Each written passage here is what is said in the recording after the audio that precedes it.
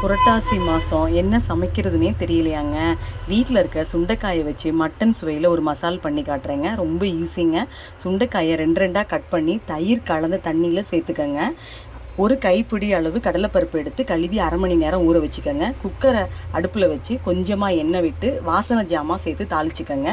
10 சின்ன வெங்காயத்தை பொடி பொடியாக கட் பண்ணி நல்லா வதக்குங்க. தக்காளி பழம் 1 சேர்த்துக்கோங்க. சிறிதளவு கருவேப்பிலை சேர்த்துக்கோங்க. தேவையான அளவு உப்பு சேர்த்துக்கிறோம். இது நல்லா வதங்கினதுக்கப்புறம் நம்ம ஊற வச்ச கடலைப்பருப்பை தண்ணியை இருத்துட்டு சேர்த்துக்கிறோங்க. சுண்டைக்காயும் நல்லா 2 முறை கழுவிட்டு இதோட சேர்த்துக்கிறோம். நல்லா இப்போ வதக்குறோம். சுண்டைக்காய் பால் நிறமாக மாறுங்க. அது வரைக்கும் நம்ம இதை வதக்கணும். நல்லா வதங்கினதுக்கப்புறம் 2 ஸ்பூன் சாம்பார் பொடி, 1/2 ஸ்பூன் கறி மசால் பொடி சேர்த்து நல்லா வதக்குறோம். இப்போ தேவையான அளவு தண்ணி ஊற்றிக்கிறோங்க. இது நல்லா கிண்டி விட்டுட்டு சிம்மில் வச்சு 3 சவுண்டுக்கு வேக விடுங்க.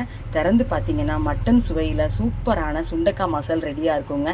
செஞ்சு பாருங்கள், நல்லாயிருக்கும். பிடிச்சிருந்தா சப்ஸ்கிரைப் பண்ணிக்கோங்க.